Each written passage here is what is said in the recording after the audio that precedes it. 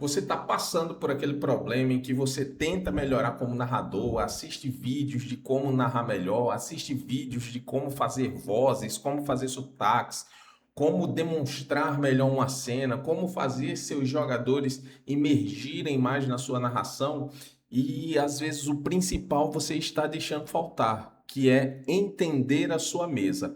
Hoje a gente vai trabalhar 5 pontinhos muito rápidos e muito simples de você aplicar na sua mesa para que você possa melhorar enquanto narrador, porque às vezes o problema não são as técnicas que você aplica, mas simplesmente o fato de você não entender como a sua mesa funciona. Olá, meu nome é Eliabe do Crônicas e Masmorras e hoje nós vamos trabalhar 6 pontos de como você pode melhorar a sua mesa de uma maneira muito simples, apenas entendendo como seus jogadores querem que aquela campanha funcione.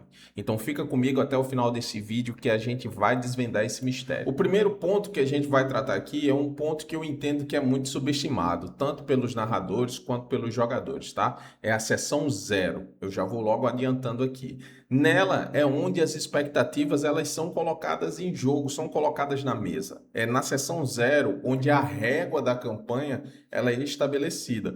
Portanto, a seção 0 importa e importa muito, tá? Vamos ver alguns motivos do porquê. É importante conversar com seus jogadores para que você entenda o porquê os personagens fazem o que motiva os personagens. Na seção 0 é onde vocês também vão definir o tom e o tema da campanha. Você vai explicar para os jogadores o que é que você pensou para essa campanha e vai escutar um pouquinho das ideias deles, tá?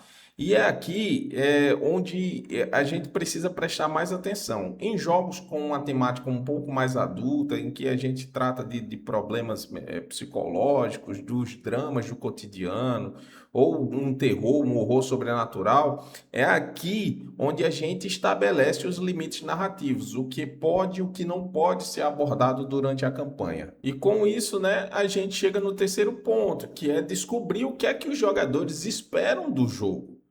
Se eles esperam mais combates épicos, se eles querem um jogo com mais ação, com mais embates sociais, politicagens, intrigas, investigação, né?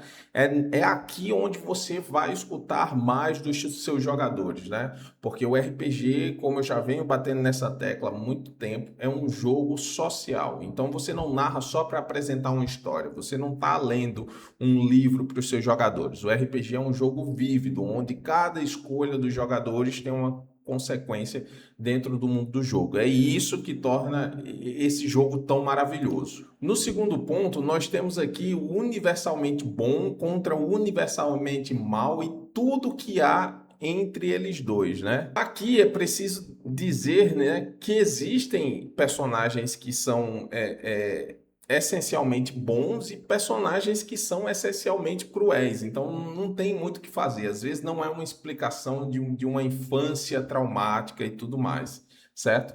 Mas você entender que existe o essencialmente bom e o essencialmente mal, e que entre eles existe uma infinidade de possibilidades, permite que você explore situações como o passado do vilão, que vocês explorem situações que coloquem os jogadores em dilemas morais, porque às vezes o meio que o vilão está tentando atingir um certo objetivo pode ser o meio menos adequado possível, mas quando você para analisar, ele tem até um certo sentido de pensar daquela forma. Então, quando você explora todo esse espaço aqui, você traz uma profundidade para o seu jogo, entendendo que, às vezes, nem todo mundo é 100% mal e nem todo mundo é 100% bom. E você explorar esse tipo de coisa dentro da sua campanha é trazer profundidade para o jogo, sim. E aí nós partimos para o terceiro ponto, que é o cenário ele é construído em camadas. Você não precisa construir tudo de uma vez. Você não precisa disso aqui, ó, para começar a sua campanha. Você não precisa construir um continente e dentro desse continente colocar países, cidades, bairros, famílias, religiões, economia e mais 300 anos de história. Você não precisa. Se você é uma pessoa que já gosta de fazer isso e já tem muito bem definido, não tem problema. Mas essa dica aqui são para os narradores iniciantes. Às vezes acham que o mundo ele já começa pronto, né? Quando, pegando o exemplo do Critical Role, as pessoas acham que Tal'Dorei ela já iniciou daquela forma que é posta nos suplementos ou que já é posta nas temporadas dos RPGs que o Critical Role faz, né? E não, o Tal'Dorei, o próprio Matt Mercer já disse que foi uma construção ao longo do tempo, não é? E o segundo ponto que a gente tem aqui é: você pode construir o seu mundo à medida que o seu RPG avança. Então, você tem uma ideia mais ou menos de como o seu grupo funciona, de como o RPG vai funcionar. Você pode colocar na seção 1 seus personagens, um local imediato e um conflito, tá? Sobre conflitos a gente vai tratar um pouquinho mais à frente. E nas primeiras sessões você pode ir trabalhando o micro, né? Você pode trabalhar a cidade, a região em torno da cidade, algumas facções que fazem parte dessa cidade e os problemas que também estão atrelados à cidade, né? Então você pode começar a trabalhar no micro e depois ir expandindo. Durante a campanha, como eu disse, vocês vão incrementando, né? Vocês vão escrevendo sobre os reinos, sobre as organizações e os macro conflitos, né? E por último, quando necessário, você introduz a história antiga do jogo, a cosmologia, grandes revelações. Então, nem todos os jogos, se você traçar um paralelo com a vida real, né? Nem todo mundo entende 100% de todas as religiões que fazem parte do planeta Terra, né? A gente apenas tem uma pincelada sobre o que funciona uma ou outra, e certas religiões a gente sequer conhece.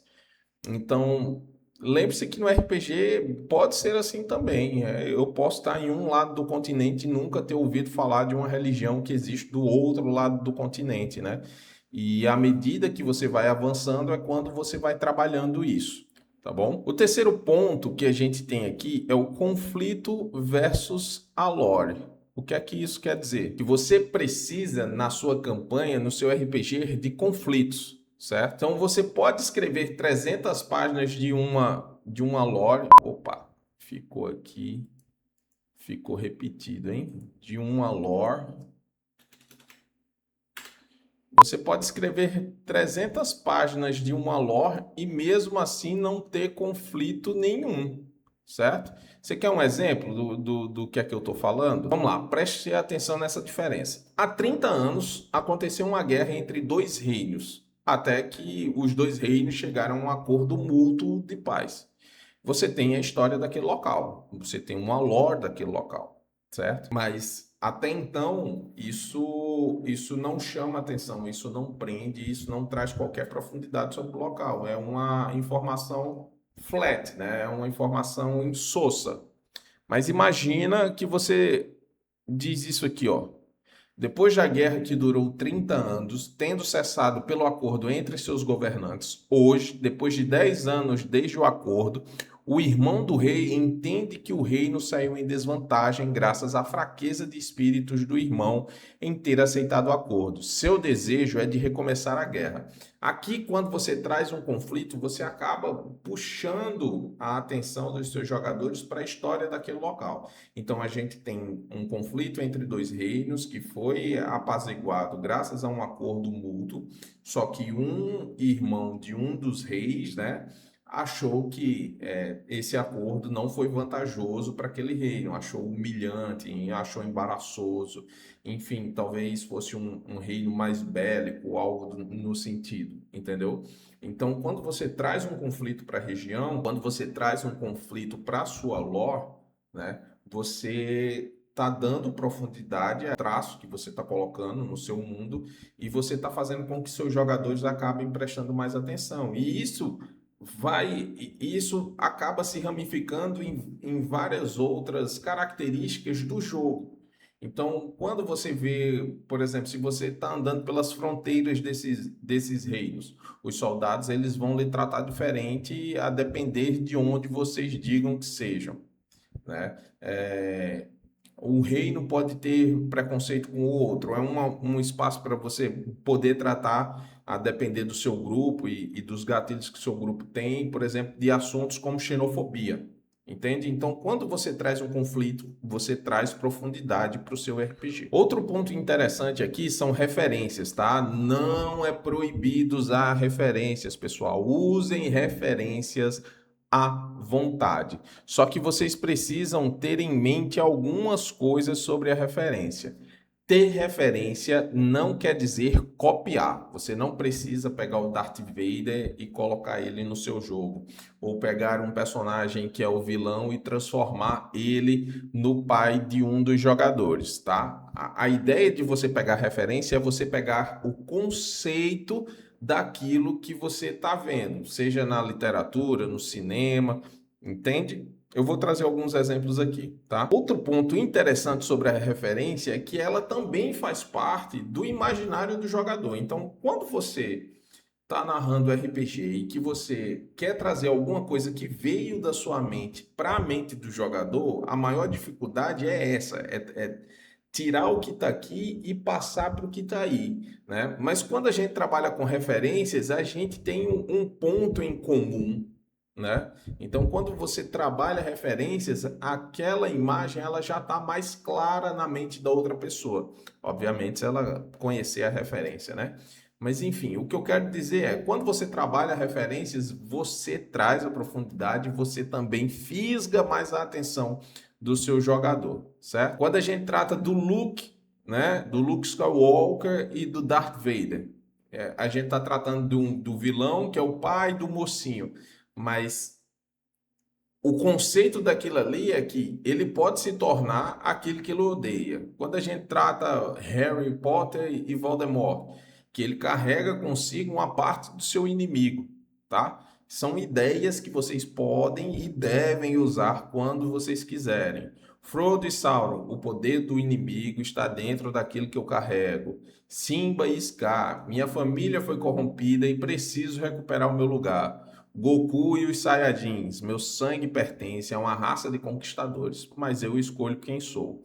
Percy Jackson e os deuses e a linhagem sanguínea, né? Minha origem determina meu potencial, mas não necessariamente minhas escolhas. Então, o que é que eu quero dizer com isso tudo? É aquilo que eu falei no início. Quando você pega uma referência, não é pegar tal qual está no livro, mas você entender a ideia, entender o conceito que envolve aquilo ali e aplicar no seu jogo. E para finalizar, é importante que vocês saibam disso. Os jogadores não são meros espectadores. Você pode construir a história, a cosmologia mais detalhada possível, escrever centenas de páginas de história, criar dezenas de RPG e preparar cada cena, mas quando os dados começarem a rolar, nada disso importa mais do que as escolhas que estão acontecendo naquela mesa, certo? Então vocês não podem fazer com que o que você preparou para o seu jogo seja maior do que aquilo que os jogadores estão querendo fazer na mesa. Tem um vídeo que eu vou deixar aqui no card, que foi o meu primeiro vídeo do canal, onde a gente trata sobre isso. Você precisa dizer aos seus jogadores sim. Incorpore para você a cultura do sim. Você pode fazer isso, porque o RPG, como tratado lá no vídeo, eu não vou entrar aqui em detalhes, então clica aí e vai lá assistir. O RPG ele é um jogo de ação e consequências, não é um jogo em que você dita o roteiro ou dita como a história deve fazer. Você apresenta os conflitos e os jogadores determinam como eles vão resolver aquilo. Então, é preciso que vocês estabeleçam expectativas com os jogadores de vocês, conheça seus jogadores, construa o cenário aos poucos, não tenha medo de personagens moralmente complexos, use referências, mas transforme-as em algo seu, certo? E dê espaço para que os jogadores mudem o mundo, certo? E principalmente esteja disposto a descobrir a história junto com eles. Parece repetitivo, parece redundante, e às vezes mas é necessário que a gente trate sobre esse assunto sempre da mesma forma e a gente sempre insista nisso. O RPG, ele não é um jogo roteirizado. O que transforma, o que tira uma mesa insossa, uma mesa sem sal, para uma mesa épica, não é aquela história mirabolante que você tirou da cartola, mas sim como seus jogadores agiram de tal forma. tá?